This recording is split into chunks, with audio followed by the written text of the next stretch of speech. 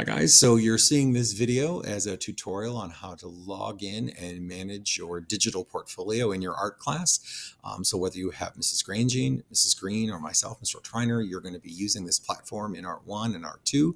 And so you need to know how to manage your artwork. And so this video helps you do that. So the purpose of a portfolio is just that. It's to help you manage your artwork, have a place where you can reflect on the body of work you've done, and quickly share it with somebody. A digital portfolio is so nice because you can, of course, pull it up on your phone. You can share it with somebody.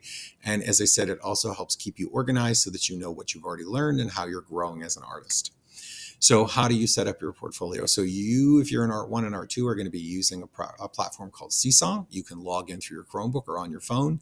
The advantage of having the app on your phone is really simple, so that if you're taking your photos of your artwork with your phone, it just makes it easier to send them to Seesaw. Of course, if you're doing it through your Chromebook, which is just as easy in most cases, the only little added extra step is you probably will have to email your photos to yourself in your school-based Gmail account so that you can pull them up and then have them on your Chromebook. So it's one extra little step. It's not that big of a deal, especially if you can't use your data or you don't want to have one more app on your phone.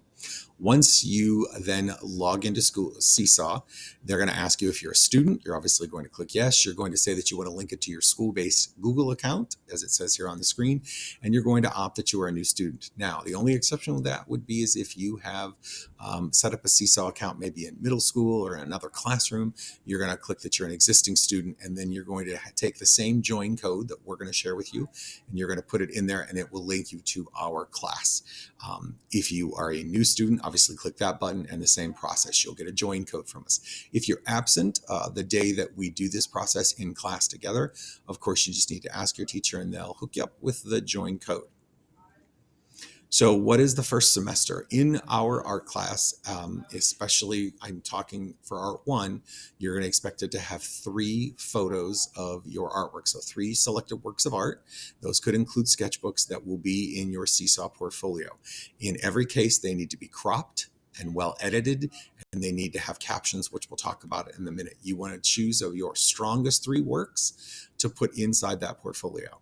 This would be an example of a well-cropped, well-edited work of art. You'll notice that there isn't any background. You don't see push pins. You don't see someone's fingers holding the artwork. And it is keystoned properly, which you learned in our class means that it's not taken at an angle. I'll show you a poorly cropped and keystoned work in a second. You'll notice it has a title. The title is in quotation marks, and the first letters of each word are capitalized like any title. And of course, it tells you what it's made of after the backslash. So you're going to put the media. In this case, it's more than one media, so it's called mixed media. How do you take a good photo? These are all reminders from earlier in the year because we did this with Schoology. Use your phone parallel to the artwork. Make sure that it's keystoned so that you don't have an awkward angle. You're going to see this photo here in this artwork. There's 2 reasons why it's bad. Number 1, the artwork's at an awkward angle, so it's distorted. And number 2, they haven't cropped out the frame and the mat so that it's just the artwork.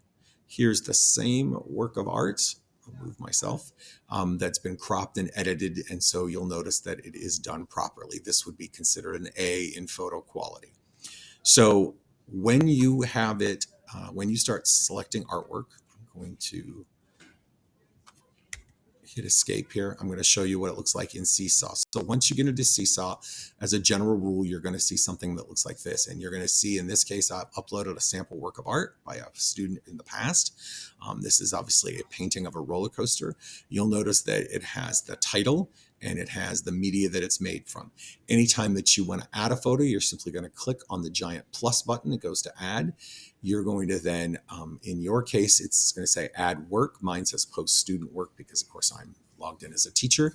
You're going to ask to add artwork. You click that button, and it's then going to give you options. So it may be hard with all my screen garbage, but it might be directly from a photo that you take, or it might be a photo that you've already uploaded to your computer, or in some cases, it might be notes. So when you're asked to write a written reflection on one work of art from this semester, this is where you're going to do that in the notes section. You'll click on notes, and it literally gives you what looks like a piece of notebook paper, and you will type your written reflection according to the directions that your teacher's given to you. So that's a very quick tutorial of how to use Seesaw. You'll get more detail in class, but this is a quick and easy way to get you started. Let your teacher know, of course, if you have any questions.